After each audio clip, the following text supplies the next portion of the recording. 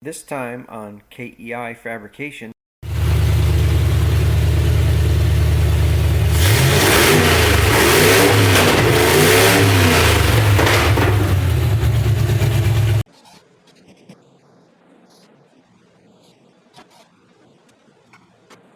Alright folks, so let me explain. Alright, we're about to take our life in our hands. Hurry up, we're gonna go right now. Getting ready to go on another little reconnaissance mission. Nice. Hey folks, my name is Mike. This is KEI Fabrication and welcome to my shop. And this is my most recent project, and this is my shop truck, my daily driver, my race truck, my garbage truck, and my all-around performance vehicle. If you want to follow along with the channel, you can see the progress of the build on this truck and all the modifications that have been made. So this truck has already been to car shows, it's been road racing, it's been drag racing, and it's been circle track racing. We've got a bunch more new projects in the queue. We're looking forward to meeting more of you, and for those of you who've been with the channel for a while, thanks so much for watching. I appreciate your comments and the interaction and encouragement. Hopefully through this project we've gained some credibility with you folks, and let's see what's coming up next.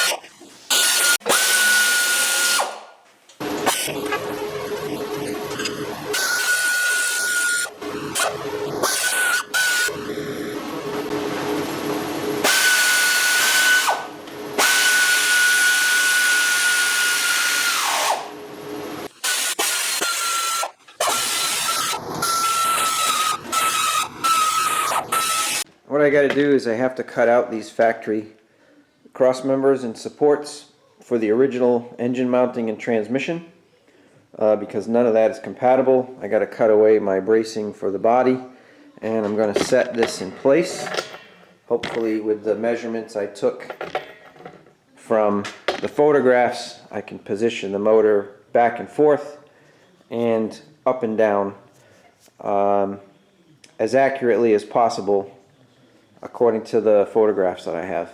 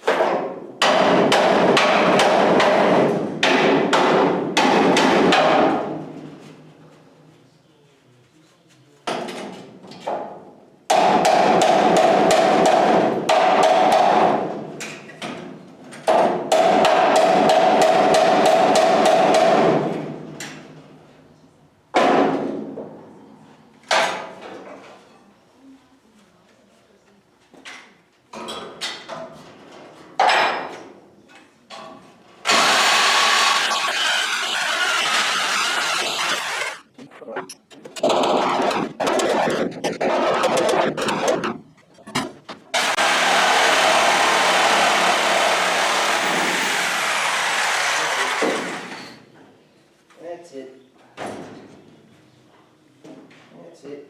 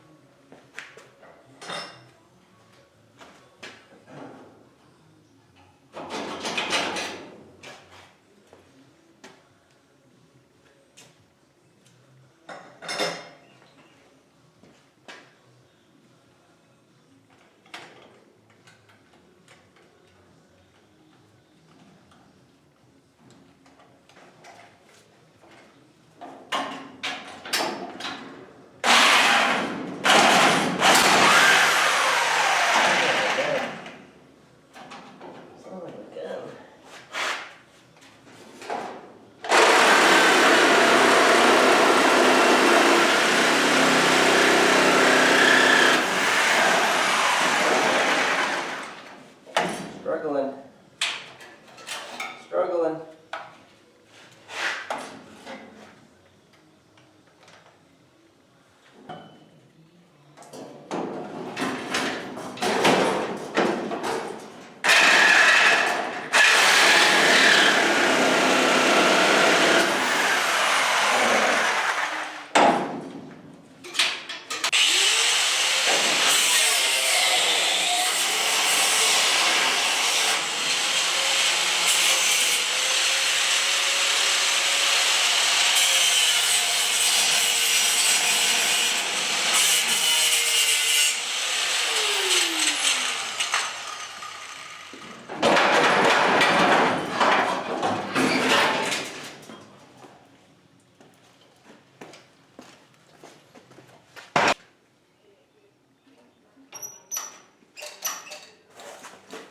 Power.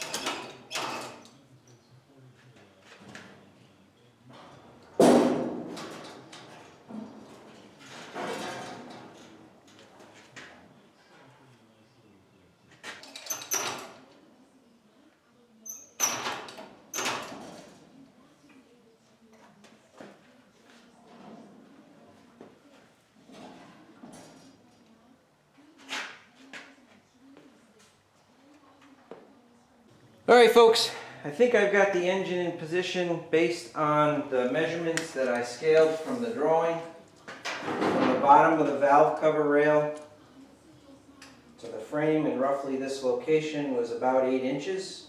I'm right there, and I've angled the slope of the engine back just a tiny bit. It's 3 degrees front to back, and the reason for that is the majority of the time the oil is trying to run out of the sump or run away from the sump. So on the straightaways, hopefully the oil will make it back to the sump. If you read any kind of engine swapping guide or anything like that, they kind of recommend a minimum of like 3 degrees front to back. So that's where it's at. It's left to right. The rules allow the engine to be offset, so that's why it might look a little strange. So now that my angle, my setback, and the motor height is correct, I've got clearance between the firewall and the distributor, and now I can start roughing in a cross member and attaching my solid motor mounts to some fabricated mounts and a new cross member that's going to go underneath. Obviously, I'm aware of the fact that I cut that center cross member out. I need to put some strength back in. There'll be a cross member with some triangulation going on here, plus the transmission cross member will be nice and solid. So I'm going to try and get this so I can let go of it with the jack and the overhead crane and not chase it around, and start fabricating a cross member and some motor mounts.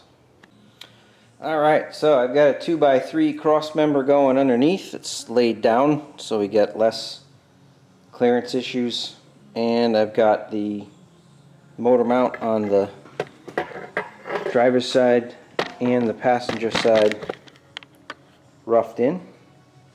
Trying to make it so you can see it.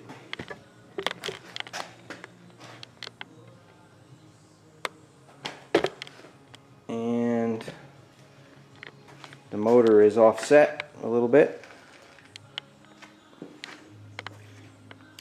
and you can see the stinger there for the passenger side, driver's side. So one of the things I have to do now is I have to actually pull the motor and transmission back out, because on the driver's side there's a little tiny bit of frame rust right down where the vertical wall meets the floor. So it must have been a trap for squirrels' nests or something like that. So I'm going to go ahead and pull the motor and tranny out, undo the tacks for the cross member, and put the patch panel in over here on the driver's side, and then I'll put the cross member back in and use the motor as a fixture to reposition it again. And that should allow me to put the weight on the cross member without the overhead hoist or the floor jack holding the pan. So it was a long struggle to get all the mitering done, to get the pieces in and figure out the height of the motor, the left to right, the front to back, and the angle front to back, and making sure the motor is perfectly level this way as far as left to right is concerned. So now I have to undo it all and then do it all again.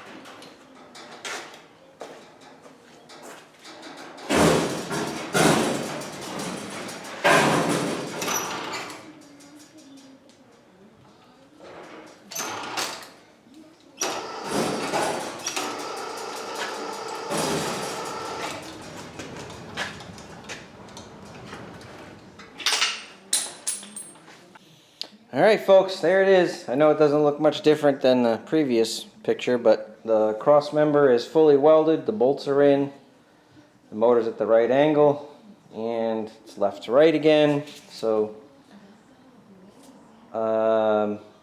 next thing I'm going to do is a transmission cross member, and that'll actually allow the motor to be suspended by the chassis. Right now it's supported by the lift, which is acting as my chassis jig right now.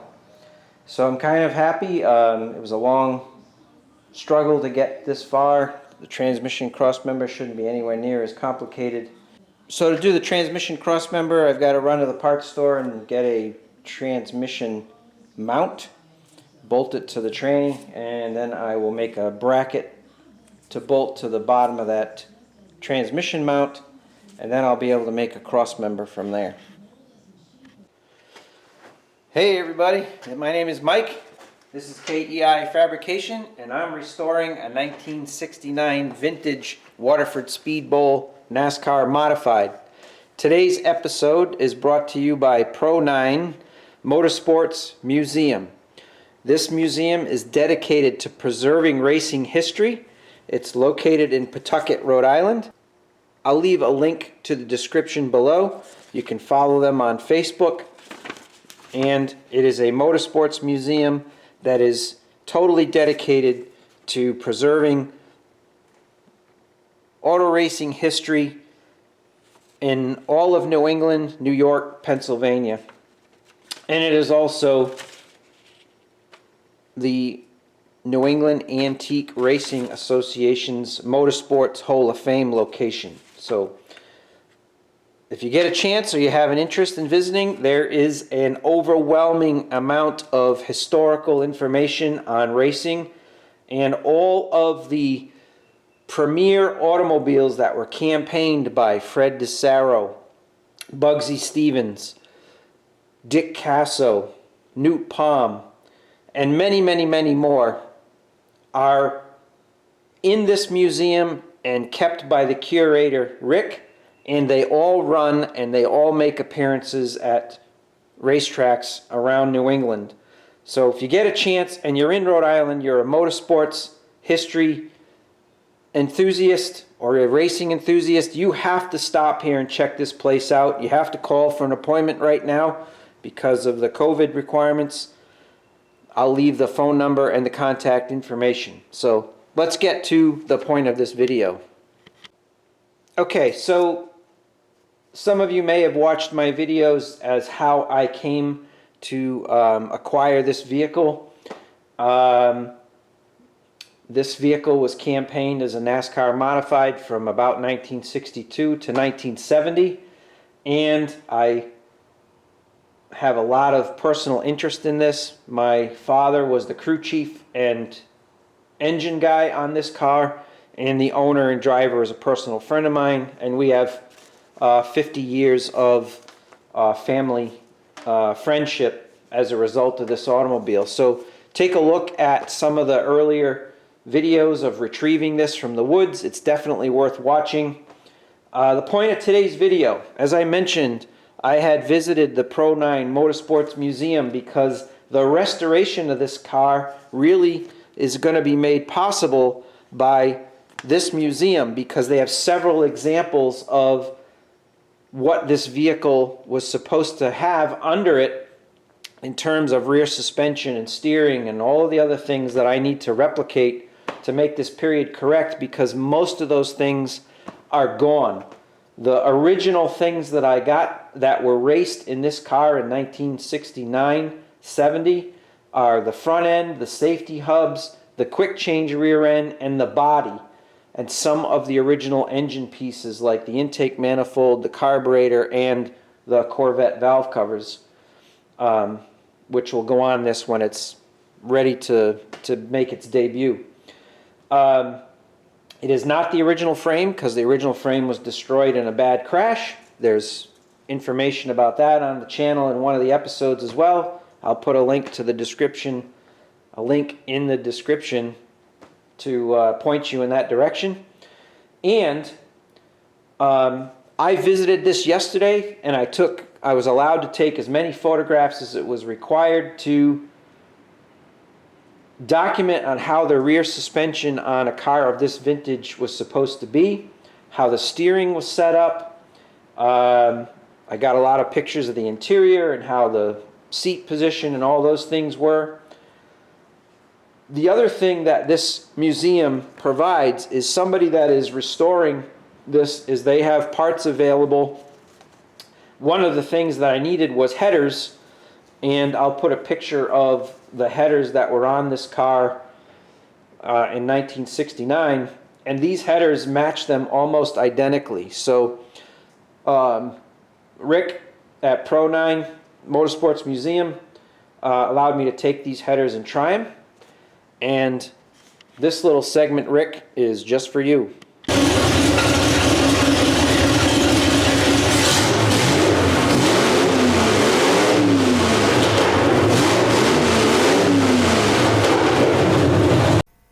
Next time on KEI Fabrication. Okay folks, I know it doesn't look like I've done much, but I actually cut the body completely away from the chassis, and I actually lowered the front 2.5 inches and I lowered the rear 2 inches, and I offset the body 2 inches to the right.